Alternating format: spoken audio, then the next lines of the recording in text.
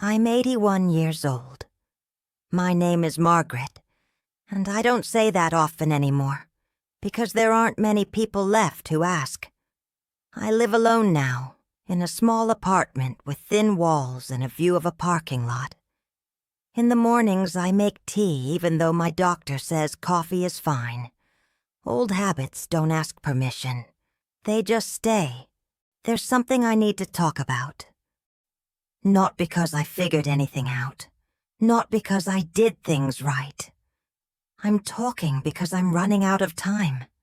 And some truths don't get lighter if you carry them quietly. If you're younger than me, listen closely. If you're my age, take a seat next to me. Today I want to tell you about the things that don't leave. The things that stay when the house is quiet and the phone stops ringing. I lost my youth trying to be good. And I don't mean kind. I mean acceptable. I mean reliable. I mean the kind of good that keeps you safe, but small. At my age, people expect stories about love or travel or regret over one big mistake. This isn't that kind of story. There was no single wrong turn, no scandal, no dramatic fall. Just a life that slowly closed in on itself, while I told myself I was doing the right thing. Now, in the evenings, I sit by the window and watch people walk their dogs. I don't know their names. They don't know mine. Sometimes I wave anyway. Most of the time, no one looks up. I don't tell this story for sympathy. I don't need that anymore. I'm telling it because I didn't know, back then, what being good was quietly taking from me. When I was young, goodness was praised like a shield, my mother used to say. Keep your head down and do what's expected, and life won't hurt you. She meant well. She was tired. Most women like her were. I believed her. In my 20s, I worked as a secretary in a gray building that smelled like paper and floor cleaner. I wore sensible shoes. I brought my lunch in a brown bag. I never missed a day unless I was truly sick. I was proud of that. I watched other girls my age quit jobs, move cities, fall in and out of love. I told myself they were reckless. I told myself I was smart. Every Friday I deposited my paycheck, bought groceries, and went home.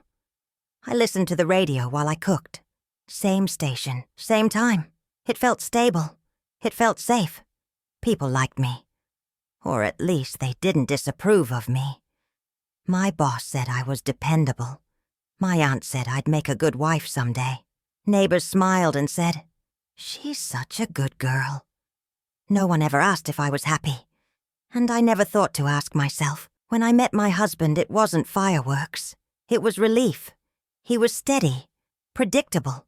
He wanted a quiet life, and I already knew how to disappear into one. We married because it made sense, because time was passing, because everyone expected it. I told myself love would grow from routine.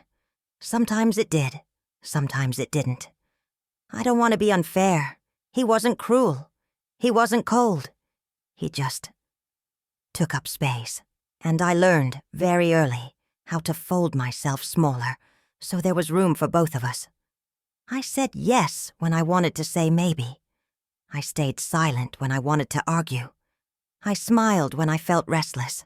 That's what good wives did. That's what I believed. Years passed quietly. That's the part no one warns you about. Time doesn't always announce itself. It slips by while you're folding laundry, or washing dishes, or waiting for the weekend. I postponed things constantly. I'll call my friend next week. I'll take that class someday. I'll say something when the timing is better. The timing never got better. It just disappeared. I remember standing in the kitchen one afternoon, staring at a crack in the wall above the sink. I'd seen it 1,000 times. But that day, I realized I'd been staring at it for years. That scared me, but not enough to change anything. The cost of being good doesn't arrive all at once.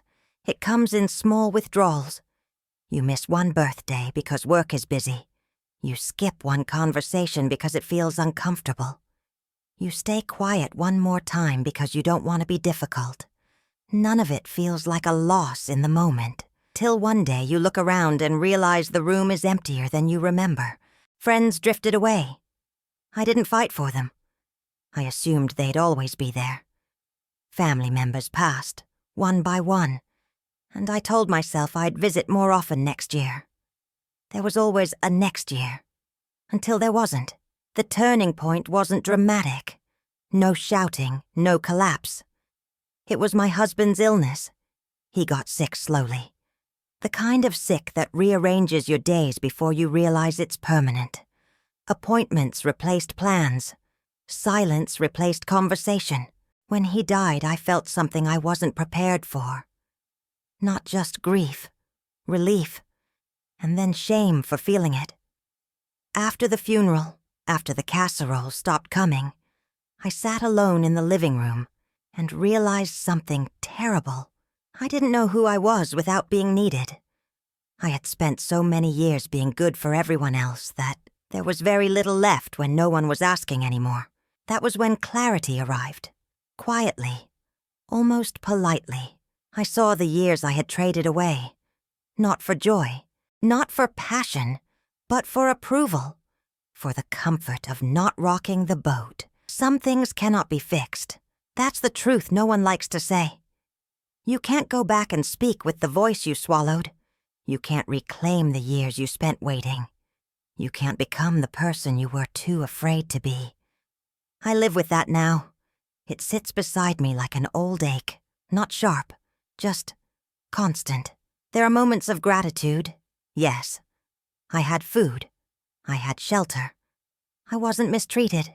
I know how lucky that makes me, in many ways. But luck and fulfillment are not the same thing, sometimes. I imagine the version of myself who spoke up more, who took risks, who disappointed people and survived it. I wonder if she would recognize me.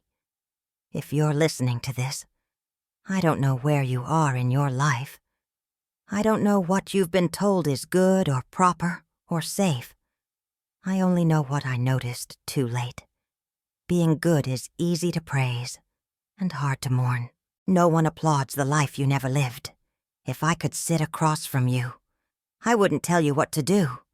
I wouldn't dare. Life doesn't listen to instructions. I would only tell you this. Pay attention to what you keep postponing. Notice what you keep quiet about. Listen to the small discomforts you've learned to ignore. They don't go away. They wait. If this story stayed with you, even a little, you're welcome to stay here with me a while longer. You can subscribe to this channel, like the video, or share it with someone who might need a quiet voice today. And if you feel like it, leave a comment. Tell me what you've noticed in your own life, or what you're still afraid to name. I read them, slowly, carefully. I don't have much time left. I know that. I'm not afraid of it anymore. I just wish I had known sooner that being good isn't the same as being alive.